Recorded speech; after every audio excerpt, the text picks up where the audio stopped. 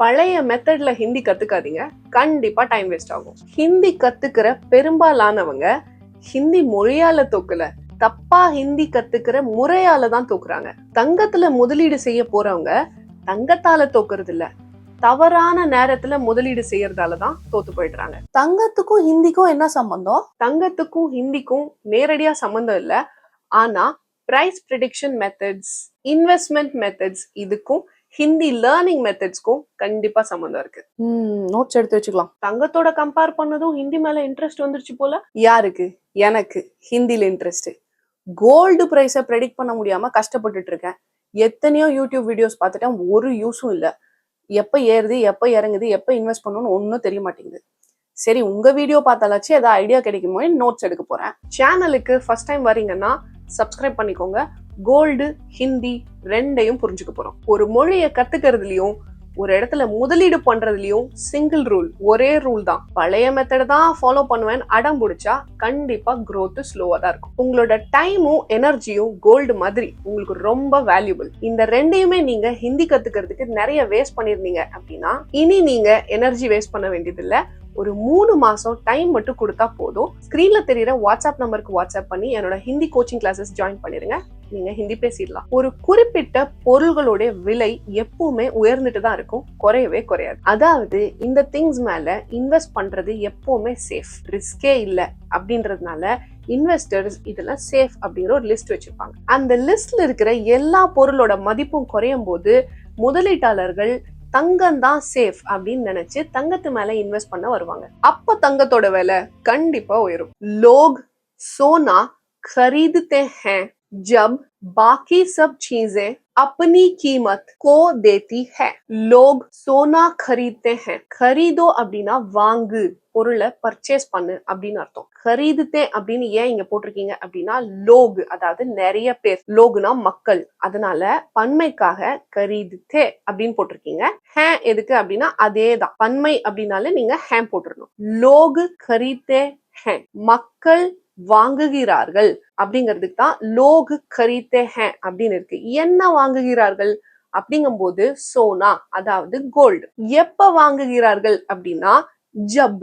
ஜப்புங்கிறது எப்போ அப்படிங்கிற மீனிங் தான் இங்க கொடுக்குது. பாக்கி சப், நீங்க தமிழ்ல கூட இந்த பாக்கி யூஸ் பண்ணுவீங்க இல்லையா? மத்ததெல்லாம் பாக்கி இருக்கா, என்ன பாக்கி இருக்கு அப்படின்னு யூஸ் பண்ணுவீங்களா? அதே பாக்கி தான். பாக்கி சப் அப்படின்னா மத்தது எல்லாம், சப்னா எல்லாம், அதாவது மிஞ்சி இருக்கிறது எல்லாம், மத்தது எல்லாம் அப்படிங்கிற பொருள். இங்கிலீஷ்ல ரிமைனிங் அப்படின்னு கூட நீங்க ஞாபகம் வச்சுக்கோங்க. சீஸ் அப்படின்னா பொருள், சீஸே அப்படின்னா பொருள்கள், பன்மைக்காக சீஸே அப்படின்னு போட்டிருக்கீங்க. பாக்கி சப் சீஸே அப்னி, அப்னி அப்படின்னா அதுடைய, இட் செல்ஃப், அதுக்கு வந்து அப்னி அப்படின்னு சொல்றீங்க. அந்த சீஸேக்கு அப்னி போட்டிருக்கீங்க. அந்த பொருள்கள் தங்களுடைய, பொருள் தன்னுடைய, அதுக்கு தான் அந்த அப்னி. கீமத், கீமத் அப்படின்னா வேல்யூ, விலை. கோ தேத்தி ஹே அப்படின்னா கோனா தொலைச்சிடுறது, கோ தேத்தி ஹே.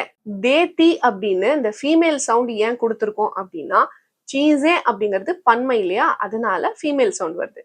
பன்மைக்கு ஃபீமேல் சவுண்ட் வரும். அதே மாதிரி சிங்குலர், அதாவது ப்ளூரல் இல்லாம சிங்குலரா இருந்தாலும் அதுல ஃபீமேல பத்தி பேசுனீங்கனாலும் இந்த தேத்தி வந்திருக்கும்.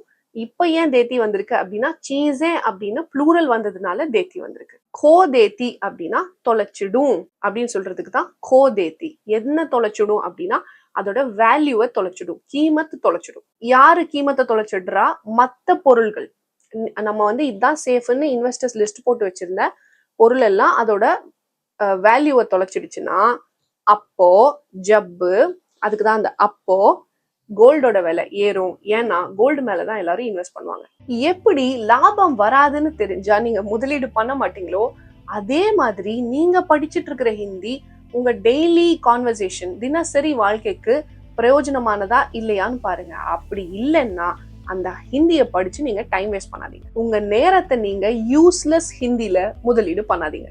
புக்ல, யூடியூப் வீடியோஸ்ல எங்க ஹிந்தி பார்த்தாலும் அது எல்லாத்தையும் உட்காந்து மனப்பாடம் பண்ணிட்டு இருக்காதீங்க. ஜோ तुम देखते हो उसे मत सीखो. तुम देखते हो, தும் போட்டிருக்கிறதுனால ஹோ வந்துருச்சு. தும் தேக்தே ஹோ அப்படின்னா நீ பார்க்கிறாய், நீ பார்க்கிற அப்படிங்கிற பொருள் வரும். தும் தேக்தே ஹோ இந்த தேக்தே எதுக்கு வந்துருச்சு அப்படின்னா எதிரில் இருக்கிறவர்கிட்ட பேசும்போது தேக் வந்து தேக்தே அந்த ஏ சவுண்டு தான் எடுக்கும். தும் தேக்தே ஹோ, தும் சீக்தே ஹோ, தும் போல்தே ஹோ அப்படிதான் நம்ம பேசணும். ஜோ அப்படின்னு முன்னாடி போட்டதுனால என்னெல்லாம் பாக்குறியோ, ஜோ தும் தேக்தே ஹோ உசே மத் சீக்கோ.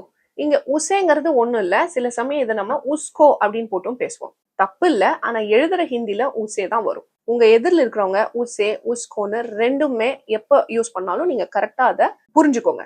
ஏன்னா உஸ்கோவும் உசேவும் ஒண்ணுதான். உஸ்கோ மத் சீக்கோ, படிக்காத. என்னெல்லாம் நீ பாக்குற, என்ன ஹிந்தியெல்லாம் நீ பாக்குறியோ அதெல்லாம் போய் படிச்சுட்டு இருக்காத. ஜோ தும் தேக்தே ஹோ உசே மத் சீக்கோ. இன்னொரு எக்ஸாம்பிள் சொன்னா உங்களுக்கு இந்த ஃபார்மேட் ஈஸியா புரிஞ்சிடும். நீ என்னெல்லாம் பாக்குறியோ அதையெல்லாம் வாங்காத அப்படின்னு சொல்றதுக்கு நீங்க இதை யூஸ் பண்ணலாம். கொஞ்சம் யோசிச்சு பாருங்க. ஜோ தும் தேக்தே ஹோ உசே மத் खरीदो. தங்கமாவே இருந்தாலும் ரிட்டர்ன்ஸ் இருந்தாதான் முதலீடு பண்ணணும். Invest where returns are possible. கசன்னு நிறைய ஹிந்தி படிக்காம நீங்க உபயோகப்படுத்த போற ஹிந்திய மட்டும் படிங்க. ஜோ ஹிந்தி தும் இஸ்தமால் கர்னே வாலே ஹோ வஹி சீக்கோ. ஜோ ஹிந்தி, எந்த ஹிந்தி எல்லாம், எவ்வளோ ஹிந்தி எல்லாம் அப்படிங்கிறது தான் இந்த ஜோ ஹிந்தி அப்படிங்கிற பொருள் வருது. அதுக்கான பொருள் அதுதான். ஜோ ஹிந்தி, எந்த ஹிந்தி எல்லாம், தும் நீங்க, இஸ்தமால்னா பயன்படுத்துறது, யூஸ் பண்றது. நீங்க இஸ்தமால் ஞாபகம் இல்லைன்னா இங்க யூஸ் கர்னே வாலே ஹோ அப்படின்னு சொல்லலாம். இஸ்தமால் கர்னே வாலே ஹோ, செய்ய போறியோ அப்படிங்கிறதுக்கு கர்னே வாலே ஹோ, ஃபியூச்சர்ல நீ பண்ண போறியோ. சரியா? ஹோ எதுக்கு வருது? தும் போட்டிருக்கீங்க, அதனால ஹோ வந்திருக்கு. கர்னே வாலே ஹோ அப்படின்னா எதிர்காலத்துல நீ அந்த யூஸ் பண்ண போறியோ ஹிந்திய. ஜோ ஹிந்தி தும் யூஸ் கர்னே வாலே ஹோ வஹி சீக்கோ. வஹி அப்படின்னா அதைதான், அதை மட்டும் தான், அதுக்கு வஹி. இது கிட்டத்தட்ட வந்து அதுங்கிறதுக்கு ஓ பிளஸ் அதுதான் அப்படிங்கிறதுக்கு தானுக்கு ஹி அப்படி கூட நீங்க ஞாபகம் வச்சுக்கோங்க. வஹி சீக்கோ. இதே மாதிரி இன்னொரு எக்ஸாம்பிள் சொல்றேன், அப்போ உங்களுக்கு ஈஸியா புரிஞ்சிடும். அப்பதான் நீங்க இந்த ஸ்டேட்மெண்ட்டை பல இடத்துல யூஸ் பண்ண ஆரம்பிப்பீங்க. ஜோ சீஸ் தும் இஸ்தமால் கர்னே வாலே ஹோ வஹி खरीदो. நீ என்ன யூஸ் பண்ண போறியோ அதை மட்டும் வாங்கு, அதை மட்டும் பர்ச்சேஸ் பண்ணு. புரிஞ்சிருச்சா? பொருளாதாரத்துல பெரிய ஷாக் வந்தா கண்டிப்பா தங்கத்தோட விலை அதிகரிக்கும். உதாரணத்துக்கு 1979ல வந்த இன்ஃபிளேஷனரி ஷாக், அதாவது திடீர்னு பொருள்களோட விலை உயர்வு, அதனால வந்த ஷாக். அதுக்கப்புறம் 2020ல கோவிட்னால வந்த எக்கனாமிக் ஷாக்.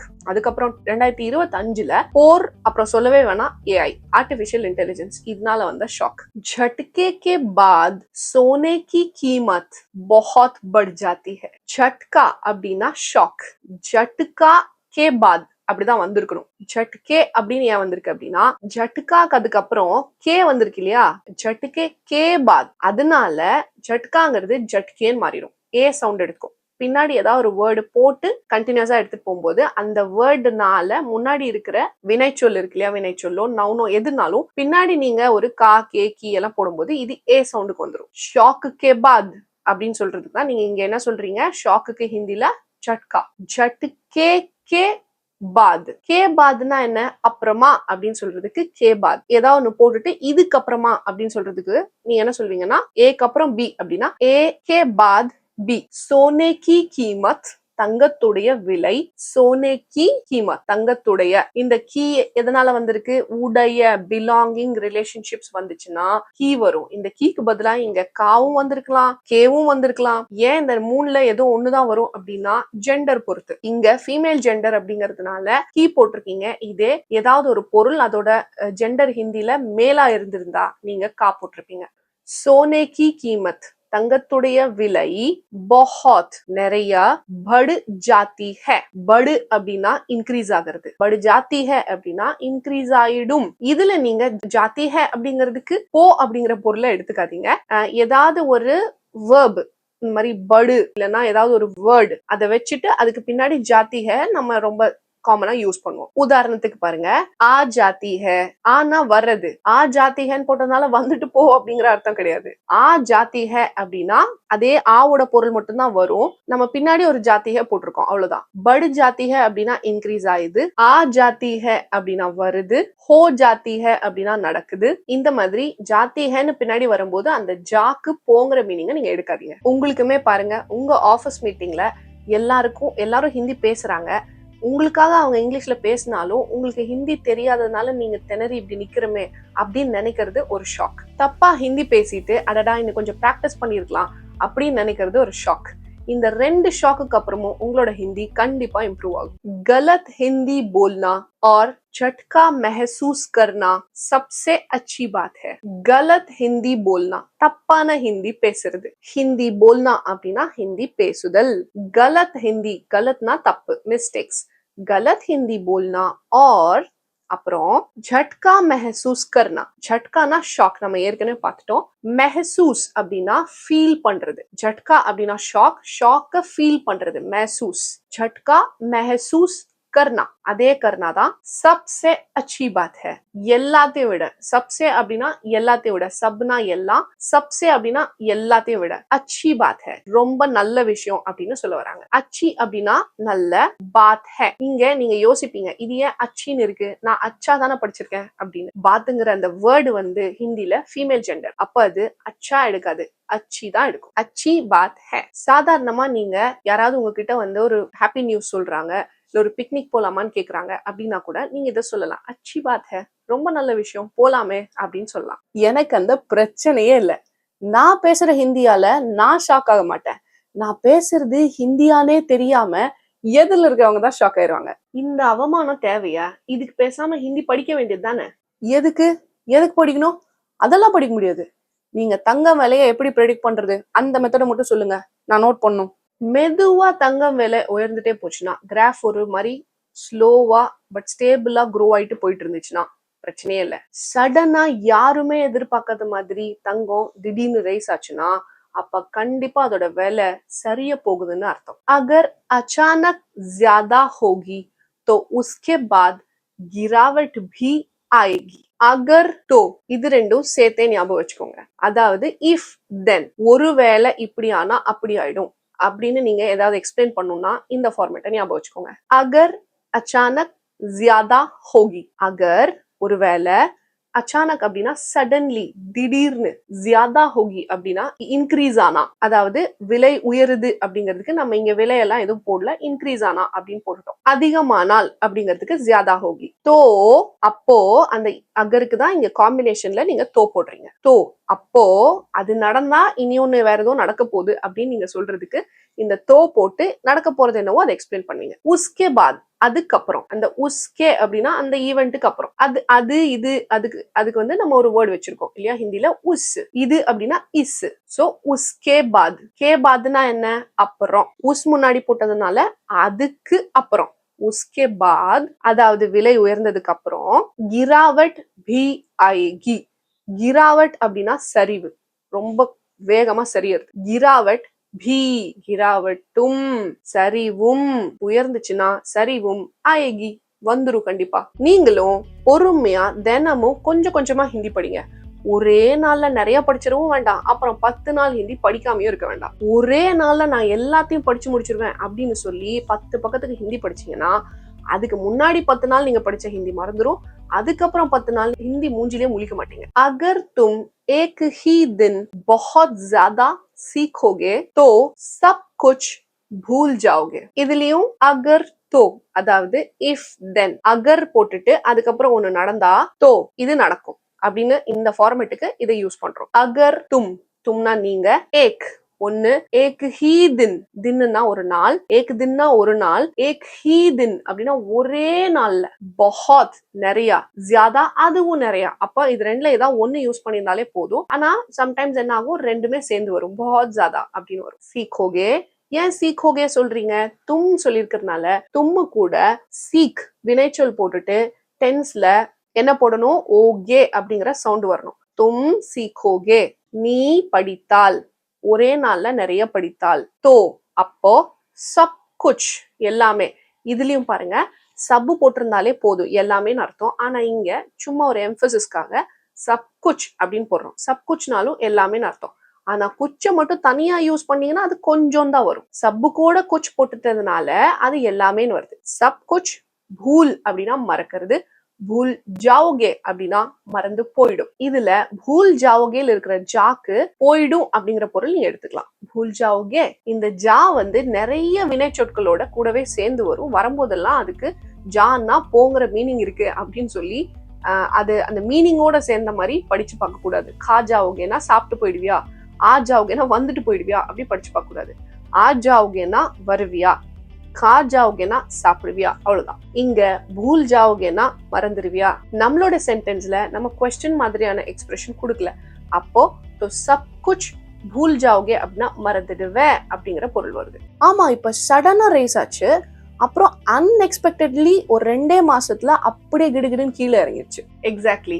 இதை நம்ம டான் பூஷ் ஓவர் ஷூட்டிங் மாடல் வச்சு எக்ஸ்பிளைன் பண்ண முடியும். அதெல்லாம் நம்ம இன்னொரு வீடியோல தெளிவா டிஸ்கஸ் பண்ணிக்கலாம். தங்கத்தோட மதிப்பு போல என்னோட மதிப்பும் உயரும் அப்படின்னு நீங்க சொல்லணும்னா, ஹிந்தில சொல்லணும்னா எப்படி சொல்வீங்க?